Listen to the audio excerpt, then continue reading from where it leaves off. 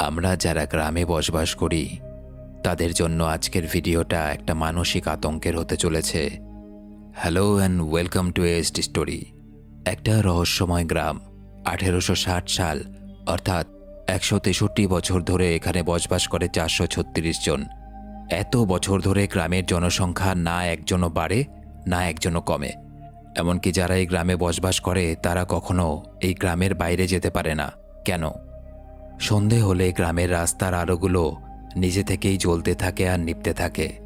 এই গ্রামের এমন কিছু রহস্য আছে যা কিনা গায়ে কাটা দেবে।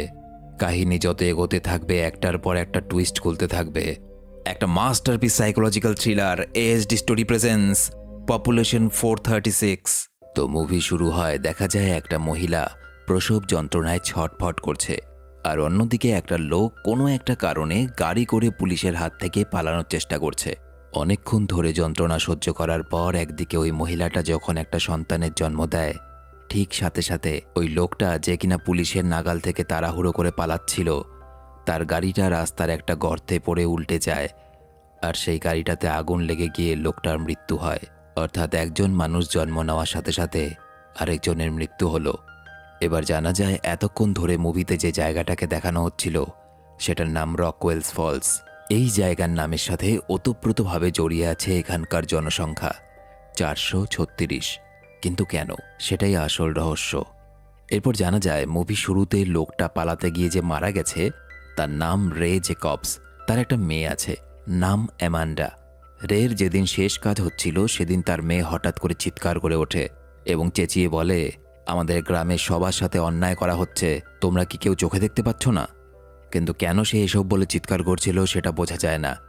সবাই বলতে থাকে যে বাবার মৃত্যুর শোকে বেচারা মেয়েটা অসুস্থ হয়ে পড়েছে মানসিকভাবে। তারা অ্যামান্ডাকে ধরে জোর করে সেখান থেকে নিয়ে চলে যায় এবং এখানে আরও স্পষ্ট করে এটা বোঝা যায় যে এই জায়গাটা, এখানকার মানুষজন বাইরে থেকে স্বাভাবিক, প্রাণোচ্ছল এবং ধর্মপরায়ণ হলেও এদের ভেতরে কিন্তু লুকিয়ে আছে কোনো এক কালো অন্ধকারের অজানা রহস্য। এরপরে দেখা যায় স্টিভ কেডি নামে এই লোকটা গাড়ি করে রকওয়েলস ফলস মানে এই গ্রামটার উদ্দেশ্যে আসছিল। পথে যেতে যেতে এক সময় কোন দিকে যেতে হবে বুঝতে পারছিল না সে। গ্রামটা কোন দিকে? গাড়ি থামিয়ে পথে একটা পেট্রোল পাম্পের কয়েকজনকে ওই গ্রামের রাস্তা জিজ্ঞেস করে সে, এবং সেই গ্রামের নামটা শোনার পর সেই লোকগুলো তার দিকে এমনভাবে তাকায় যেন সেই গ্রামের নাম মুখে আনাও পাপ, এবং কিছু না বলেই তার সামনে থেকে চলে যায়। দেখে মনে হয় তারা কেউই চায় না বাইরে থেকে ওই গ্রামটাতে কেউ যাক।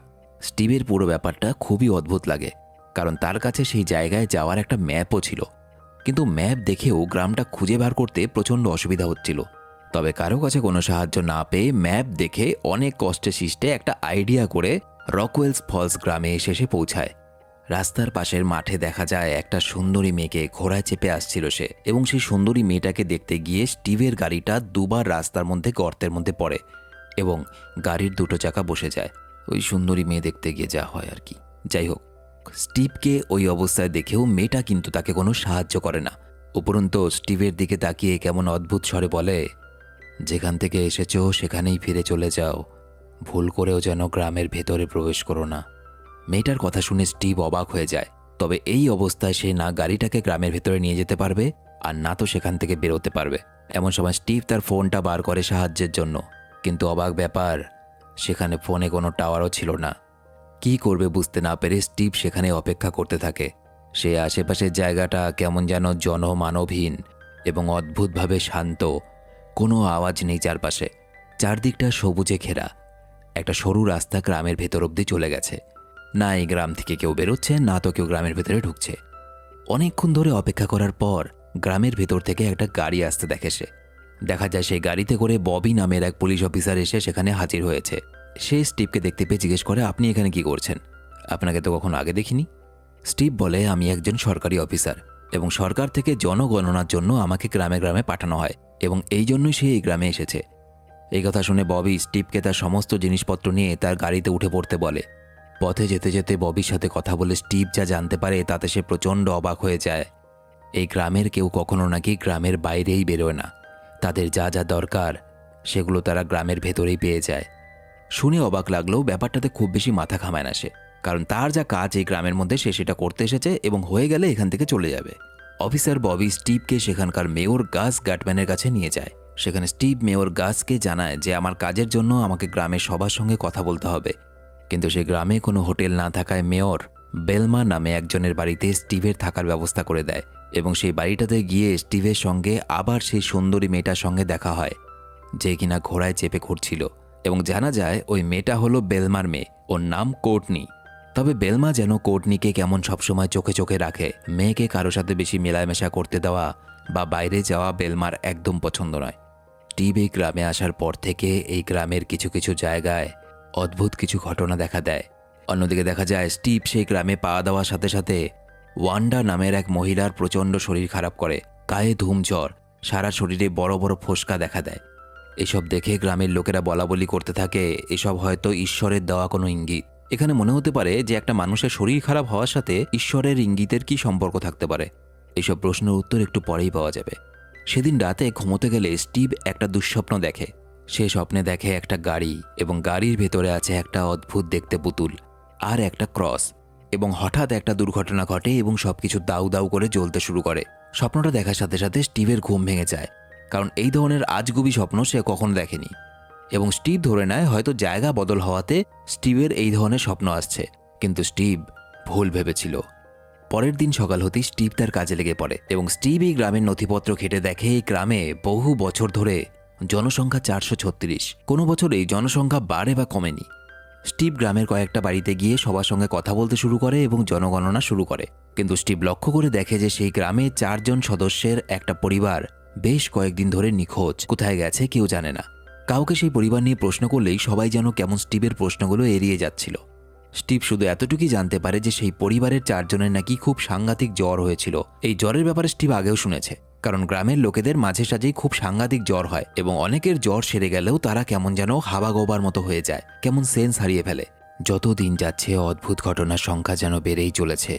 যেমন রাতের বেলায় এই গ্রামের আলোগুলো জ্বলতো আর নিভত, কেন সেটা কেউ জানে না।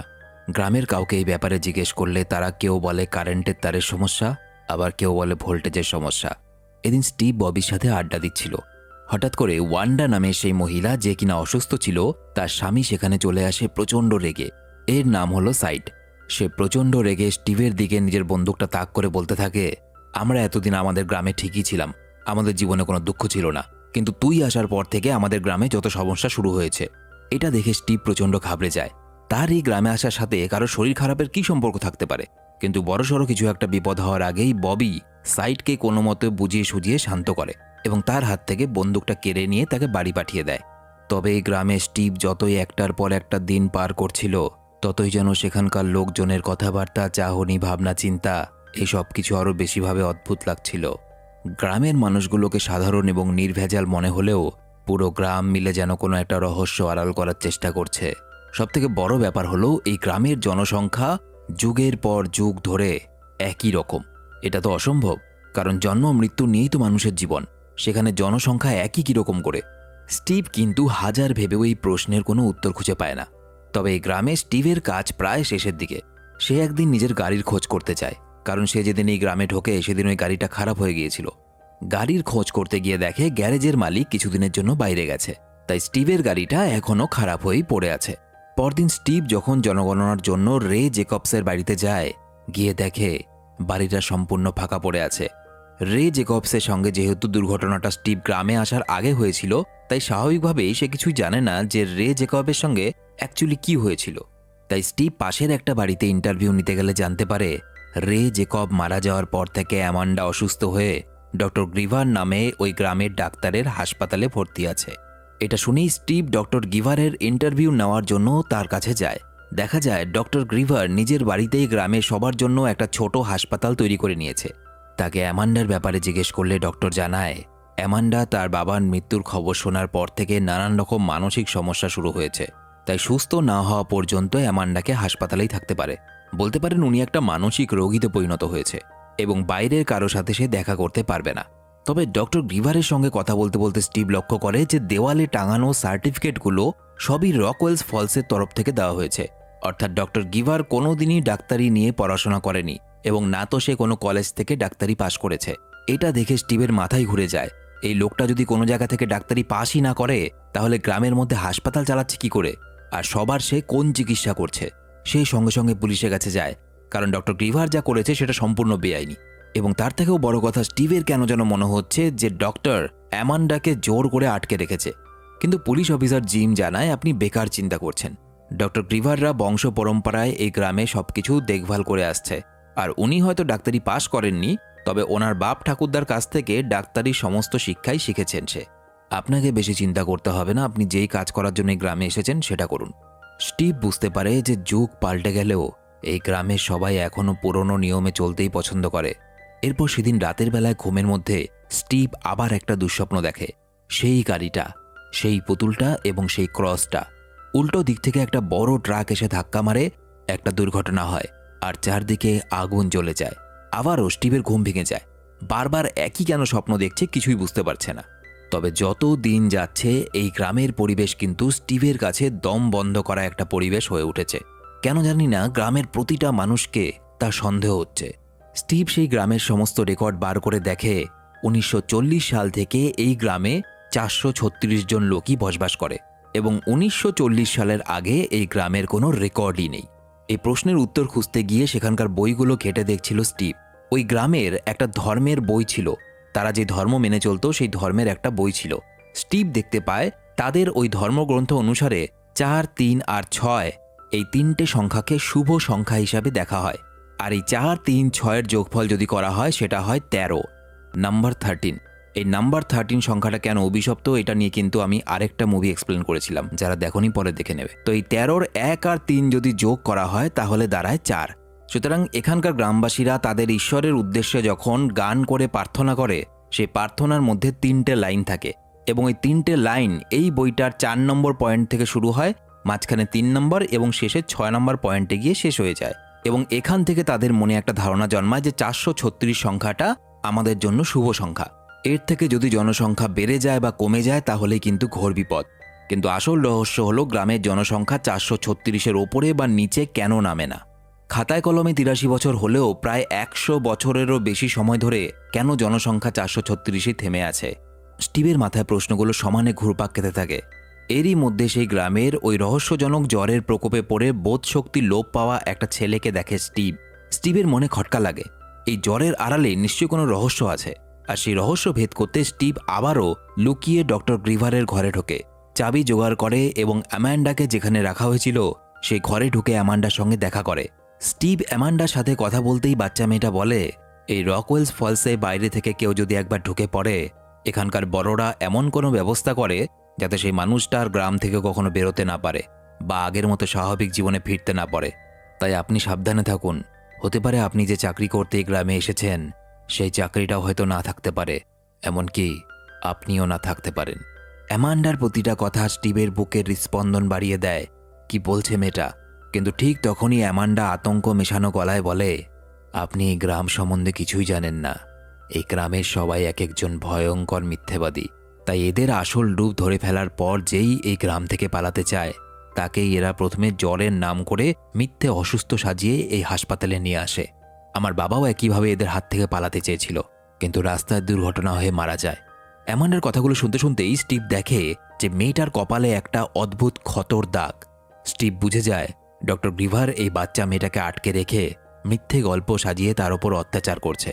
স্টিভের মাথায় আগুন জ্বলে যায়। সে অ্যামান্ডাকে নিয়ে সেখান থেকে পালিয়ে যেতে চাইলে ডক্টর গ্রিভারকে দেখা যায় সে তখনই পুলিশ অফিসার জিমের সাথে সেখানে এসে উপস্থিত হয়, আর তার লোকেরা অ্যামান্ডাকে আবার ভেতরে নিয়ে চলে যায়। স্টিভ এবার একদম শিওর হয়ে যায় যে জ্বর যেটাকে বলা হয় সেটা আসলে কিছুই না। এই গ্রাম থেকে যেই বেরোতে চায় তাকে নানান রকমভাবে পাগল প্রমাণ করা হয় এবং অসুস্থ করে ধরে রাখা হয়, অনেক সময় মেরেও ফেলা হয়। আর এই গ্রামের মেয়র থেকে শুরু করে পুলিশ সবাই এই সবের সাথে জড়িত। এরা সবাই ধর্মে অন্ধ হয়ে গেছে এবং সবাই বিশ্বাস করে যে এই গ্রামের জনসংখ্যা কিছুতেই 436-এর ওপরে বা নিচে করা যাবে না। স্টিভ এই সমস্ত কিছু তার অফিসে ফোন করে রিপোর্ট করতে গেলে দেখে এই গ্রামের ফোনের কানেকশনগুলো এমনভাবেই তৈরি করা হয়েছে যে এই গ্রাম থেকে বাইরে কোথাও ফোনও করা যাবে না। স্টিভ কি করবে বুঝতে পারে না। সে রেগে মেগে সেই মেয়েটার কাছে যায় যাকে ঘোড়ায় চেপে আসতে দেখেছিল, যার নাম কোর্টনি। এই জায়গায় যে বেআইনি কাজকর্ম চলছে আর এই অদ্ভুত পাগলামি চলছে ধর্মের নামে, তুমি এই ব্যাপারে জানতে? তুমি যদি জেনে থাকো তাহলে আমাকে বলো এই হাসপাতালে থাকা লোকেদের সঙ্গে কি করা হয়। আসল সত্যিটা আমি যত তাড়াতাড়ি জানতে পারবো খুব সম্ভবত অ্যামান্ডাকে বাঁচাতে পারবো, নয়তো অ্যামান্ডা কিন্তু আর বাঁচবে না। কোর্টনি স্টিভকে যা বলে তাতে স্টিভ অবাক হয়ে যায়। কোর্টনি বলে, স্টিভ, এই গ্রামের কেউই মানসিকভাবে সুস্থ নয়। এরা সবাই বিকৃত মস্তিষ্কের মানুষ এবং এরাই ধর্মের দোহাই দিয়ে বিভিন্ন উল্টোপাল্টা মিথ্যে নিয়ম বানিয়েছে। যারা এই পাগলামির প্রতিবাদ করতে যায় তাদেরকে এরা কখনো উল্টো করে পাগল সাজিয়ে দেয়, কখনো বা তাদের বোধ শক্তি লোপ করে রেখে দেয়, যাতে তারা আর কিছু বুঝতে বা কাউকে বোঝানোর অবস্থায় না থাকে। এই সম্পূর্ণ গ্রাম এই পুরো ব্যাপারটার সঙ্গে মিলিত। তাই তুমি যদি তাড়াহুড়ো করে কিছু করতে যাও, উল্টো অ্যামান্ডার ক্ষতি হবে বেশি করে এবং ওরা তোমাকে পাগল সাজানোর চেষ্টাও করবে। আর আমি এই কথাগুলো এত জোর দিয়ে বলতে পারছি কারণ আমিও একসময় অ্যামান্ডার জায়গায় ছিলাম। আসলে যেদিন থেকে আমার এদের কাজ কারবার অদ্ভুত লাগতে শুরু করে, আমার মনেও নানা রকম প্রশ্ন জন্মায়। কেন এই গ্রামের মানুষ বাইরে যায় না, কেন 436 জন, আরও বিভিন্ন নানান প্রশ্ন। এবং এই জন্য আমাকে আমার মা বাড়ির বাইরে যেতে দেয় না এবং আমাকে সবসময় নজরে নজরে রাখে। এখানকার ডক্টর গ্রিভার অ্যামান্ডার সঙ্গে যেটা করছে, একসময়ে একই জিনিস আমার সাথেও করেছে। কিন্তু সেই বিষয়ে আমি তোমাকে এখন খোলাখুলি কিছু বলতে চাই না, কারণ তুমি সহ্য করতে পারবে না ওরা আমার সাথে এমন কিছু করেছিল। শুধু এতটুকুই জেনে রাখো স্টিভ, যে আমি এখানে একটাই কারণে বেঁচে আছি, যে একদিন এমন কেউ আসবে যে আমাকে এই নরক থেকে বের করে নিয়ে যাবে এবং এই গ্রামের নোংরা বিকৃত সত্যিটাকে সবার সামনে তুলে ধরবে। আমার কাছে একটা প্ল্যান আছে। আপাতত তুমি শান্ত হও, কোনো কিছু করতে যেও না। কাল এই গ্রামের বাৎসরিক অনুষ্ঠান, তুমিও সেখানে আর 5 জনের মতোই যাবে। আর গ্রামের সবাই যখন উৎসবে মেতে থাকবে, তখন এক ফাঁকে তুমি আর আমি সুযোগ বুঝে পালিয়ে যাব। শুধু একটাই অনুরোধ, দয়া করে আমাকেও নিজের সাথে নিয়ে যেও। কোর্টনির কথা মতো স্টিভ পরের দিন অনুষ্ঠানে যায়। সেখানে সবাই যখন নাচ গান করতে ব্যস্ত, হঠাৎ করে এক মহিলা স্টিভকে অবাক করে দিয়ে বলে, আজকের গ্রামের এই অনুষ্ঠানের প্রধান আকর্ষণ কি জানেন আপনি? সেটা হলো আপনি নিজে। আপনার জন্যই তো আজকের এই অনুষ্ঠান, কারণ আপনাকে আনুষ্ঠানিকভাবে আজকে গ্রামের একজন হিসাবে গ্রহণ করা হবে। আপনিও আজ থেকে আমাদের গ্রামেই থাকবেন সারা জীবনের জন্য। এইসব কথা বলার সাথে সাথে মেয়র ঘোষণা করে এই অনুষ্ঠানটা উপস্থাপনা করবে রুবি। এবং দেখা যায় যেই মাঠে অনুষ্ঠানটা হচ্ছিল সেই জায়গায় একটা উঁচু স্টেজ করা আছে এবং সেই উঁচু স্টেজে একটা পর্দা টাঙিয়ে রাখা আছে। পর্দাটা সরাতেই দেখা যায় রুবি নামের ওই মহিলাটাকে গলায় ফাঁসির দড়ি পরিয়ে দাঁড় করিয়ে রাখা হয়েছে। এটাকেই এরা অনুষ্ঠানের উপস্থাপনা বলে। এবং অদ্ভুত ব্যাপার, যাকে ফাঁসি দেওয়া হচ্ছে সেই রুবি সবাইকে ধন্যবাদ জানাচ্ছিল তাকে ফাঁসি দেওয়ার জন্য। এবং অফিসার জিম সেই ফাঁসির সুইচটা টেনে দেয় আর কাঠের পাতাটনটা সরে গিয়ে রুবির ফাঁসি হয়ে যায়। রুবি মারা যায়। একটা জলজন্ত মহিলাকে রীতিমতো খুন করার পরেও সেই গ্রামের সবাই কেমন যেন বিকৃত মানসিকতার মানুষের মতো উচ্ছ্বাস উল্লাস করতে থাকে। একটা মানুষকে মারার পর এরকম পৈশাচিক উল্লাস স্টিভকে অবাক করে দেয়। এবং এবার জলের মতো পরিষ্কারভাবে বোঝা যায় যে কিভাবে তারা গ্রামের জনসংখ্যা 436-এই আটকে রাখে। প্রথমত গ্রামের ভেতরকার লোকেদের তারা বাইরে বেরোতে দেয় না, আর যদি বাইরে থেকে কোনোভাবে কেউ একবার এসে এই গ্রামে একটা রাতও কাটায় তাকে তারা সেখানকার বাসিন্দা বানিয়ে নেয়। এবং যেই জনসংখ্যা 436-এর ওই পারে চলে গেল, সাথে সাথে গ্রামের মধ্যে একটা ভোটিং হয় এবং সেই ভোটে যার নাম ওঠে পরের বছর তাকে সেখানেই ফাঁসি দেওয়া হয়। এইভাবে যতবার নতুন লোক আসে বা গ্রামে জন্মগ্রহণ করে, বেশিরভাগই ভোটিংয়ের মাধ্যমে গ্রামের মধ্য থেকে কাউকে না কাউকে এইরকমভাবে মেরে ফেলা হয় এবং তারপর তার মৃতদেহ ঘিরে পৈশাচিকভাবে উল্লাস করা হয়, যেন তারা একটা বিশাল মহান কাজ করে ফেলেছে। তবে গ্রামে যেসব মানুষ এই সত্যিটা জেনে যায় তাদের সঙ্গে ডক্টর গ্রিভার কি করে সেটা এখনও ঠিকভাবে বোঝা যাচ্ছে না। স্টিভ এই ধরনের মানসিক রোগীদের মাঝখানে কেমন যেন অসহায় বোধ করতে থাকে। তার পায়ের তলা থেকে মাটি সরে যায়, কিন্তু সে পালিয়ে না গিয়ে অ্যামান্ডার মতো চিৎকার করে এই সমস্ত কিছুর বিরুদ্ধে প্রতিবাদ জানায় এবং তার সাথেও একই জিনিস করা হয়। তাকেও দেখা যায় জ্বরের বাহানায় ডক্টর গ্রিভার ইঞ্জেকশন দিয়ে অজ্ঞান করে দেয়। কোর্টনি এসব দেখে বাধা দিতে গেলে কোর্টনিকেও বন্দি করা হয়। এরপর স্টিভকে হাসপাতালে নিয়ে এসে হাত পা বেঁধে একটা বেডের ওপরে শুয়ে রাখে ডক্টর। আসল ব্যাপার হলো ডক্টর গ্রিভার যাদেরকে এখানে এইভাবে নিয়ে আসে এই হাসপাতালে, তাদেরকে প্রথমে কারেন্টের শক দিয়ে সবকিছু ভোলাবার চেষ্টা করা হয় এবং তাতেও যদি কাজ না হয় পরে তাদেরকে লোবোটমি কথা অর্থ হলো এক ধরনের ব্রেনের অপারেশন। তো লোবোটমি করে তাদেরকে মানসিক ভারসাম্যহীন মানুষে পরিণত করা হয়। অ্যামান্ডাকেও একইভাবে শক দেওয়া হতো এবং যখন এখানে এই ধরনের কাজগুলো চলতো, অর্থাৎ হাই ভোল্টেজ শক দেওয়া হতো, ঠিক সেই জন্যই গ্রামের লাইটগুলো কখনো জ্বলতো কখনো নিভত ভোল্টেজের কারণে। অ্যামান্ডাকে অনেকটাই বেশি পরিমাণে শক দেওয়ার ফলে অ্যামান্ডার মাথায় স্টিভ ওই ক্ষত দাগটা দেখতে পেয়েছিল। শুধু তারাই নয়, গ্রামের ওই পরিবারটা যারা কিনা নিখোঁজ হয়ে গেছিল, যেটাকে মুভির প্রথমে বলা হলো, সেই পরিবারটাকেও লোবোটমি করে ডক্টর গ্রিভার পাগল করে এখানে আটকে রেখেছে। আরও দেখা যায় স্টিভ যাতে এই গ্রাম ছেড়ে কখনো বেরোতে না পারে সেই জন্য মেয়র গাসের নির্দেশ মতো স্টিভের একটা মিথ্যে ইস্তফা দেওয়ার চিঠি লিখে শহরে অফিসে পাঠিয়ে দেওয়া হয়েছে। সেই চিঠিতে লেখা হয়েছে যে আমি স্টিভ, আমি এই চাকরি থেকে ইস্তফা দিচ্ছি এবং এখন থেকে আমি এই গ্রামেই থাকব।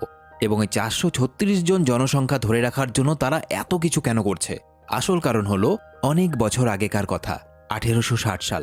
তখন এই গ্রামের জনসংখ্যা ছিল 436 এবং সেই সময় এই গ্রামের প্রচণ্ড সুখ শান্তি বিরাজ করত। কিন্তু হঠাৎ একদিন সেখানে একটা শয়তান লোক এসে তাদের সবার সুখ শান্তি নষ্ট করে দেয় এবং তারপর সেখানকার লোকেদের ধারণা অনুযায়ী এতে নাকি তাদের ঈশ্বর অসন্তুষ্ট হয় এবং গ্রামে একটা বিরাট আগুন লেগে যায় আর সব কিছু পুড়ে ধ্বংস হয়ে যায়। এরপরেই বর্তমান যে মেয়র আছে গাস, তার পূর্বপুরুষ গ্রামটাকে আবার নতুন করে গড়ে তোলেন এবং গণনা করে দেখেন যে 436 জনের একজনও যাতে বেশি বা কম না হয় সে গ্রামে, তাহলেই নেমে আসবে ঘোর বিপদ। এবং এই ধর্মীয় কুসংস্কার মানতে গিয়ে গ্রামের সবগুলো মানুষ মানসিকভাবে বিকৃত হয়ে পড়ে। তারা মনে করতে থাকে 436-এর একজন বেশি বা কম কিছুতেই করা যাবে না এখানকার জনসংখ্যা। এরপর দেখা যায় ডক্টর গিভার্ট স্টিভকে অনেকটাই বেশি পরিমাণে কারেন্টের শক দেয় যাতে তার মেমোরি বা স্মৃতিশক্তি সম্পূর্ণ নষ্ট হয়ে যায়। কিন্তু দেখা যায় সে কিছুই ভোলে না। হাসপাতাল থেকে ছাড়া পেয়েই গ্যারেজ থেকে একটা গাড়ি নিয়ে তাদের নাগাল থেকে পালানোর চেষ্টা করতে থাকে স্টিভ। জ্যাক নামের এই লোকটা এসে স্টিভকে জানায় সেও নাকি তারই মতো একদিন বাইরে থেকেই গ্রামে এসেছিল, কিন্তু আর কখনোই গ্রাম থেকে বেরোতেই পারেনি। তাই এবার সে স্টিভকে সাহায্য করার জন্য বলে, এখান থেকে পালানোর একটা রাস্তা আছে, আমি অনেক দিন ধরে দেখে রেখেছি। গ্রামে যে গ্যারেজটা বানিয়ে রাখা হয়েছে সেটা শুধুমাত্র লোককে দেখানোর জন্য। তুমি যদি কোনোভাবে সেই গ্যারেজে একটা আগুন লাগিয়ে বিস্ফোরণ ঘটাতে পারো তাহলে গ্রামের সবাই সেই আগুনটা নেভাতে ব্যস্ত হয়ে পড়বে আর তুমি আর আমি এই সুযোগটা লাগিয়ে এখান থেকে পালিয়ে যাব। তার কথা মতো স্টিভ দোকান থেকে কেরোসিন কিনে এনে গ্যারেজে যায়, কিন্তু ববি তাকে কোনো রকমে ফলো করে সেখানে চলে আসে। তবে স্টিভকে মারার চেষ্টা করলে স্টিভ তার বন্দুকটা নিয়ে তার মাথায় মেরে অজ্ঞান করে দেয় এবং গ্যারেজের বাইরে ফেলে রাখে। কেরোসিন ঢেলে সেখানে আগুন জ্বালিয়ে দেয় সে।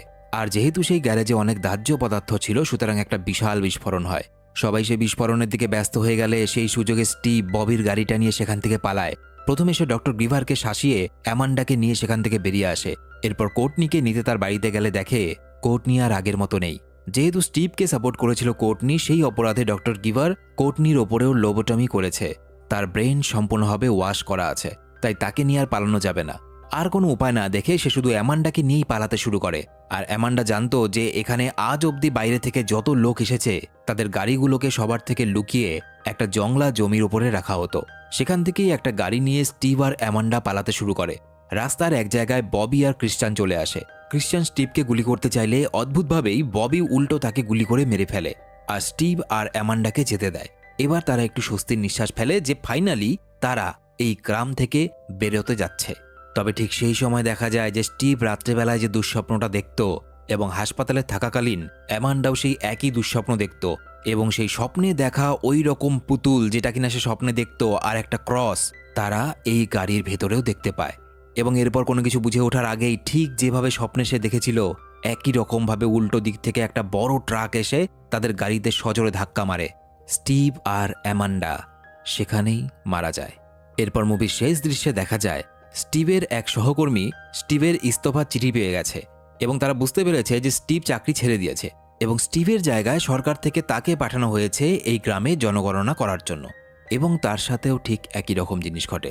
তার গাড়িটাও একইভাবে গ্রামে ঢোকার পথে রাস্তার গর্তের মধ্যে পড়ে চাকা বসে যায় এবং পুলিশ অফিসার জিম এসে তাকে নিজের গাড়িতে করে গ্রামের ভেতরে নিয়ে যায়।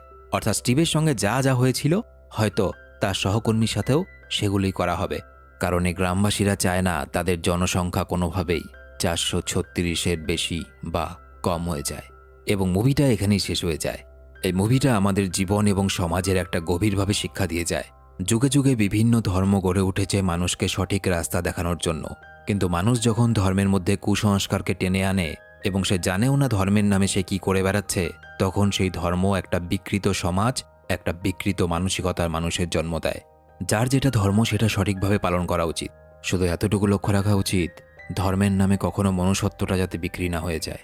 তো এই ছিল আজকের মুভি এক্সপ্লেন। ভিডিওটা ভালো লেগে থাকলে সাবস্ক্রাইব করতে হবে না, শুধুমাত্র একটা লাইক করে দিও আর বন্ধুদের সাথে শেয়ার করো। তোমরা আমার সাথে সরাসরি কথা বলতে পারো ফেসবুক, ইনস্টাগ্রামে, লিংক ভিডিও নিচে ডেসক্রিপশনে দেওয়া আছে। এছাড়াও আমার হোয়াটসঅ্যাপ লিংক দেওয়া আছে এই ভিডিওর প্রথম কমেন্টে। দেখা হচ্ছে পরের ভিডিওতে। বাই। যাই আমিও কোনো গ্রাম থেকে ঘুরে আসি একটু।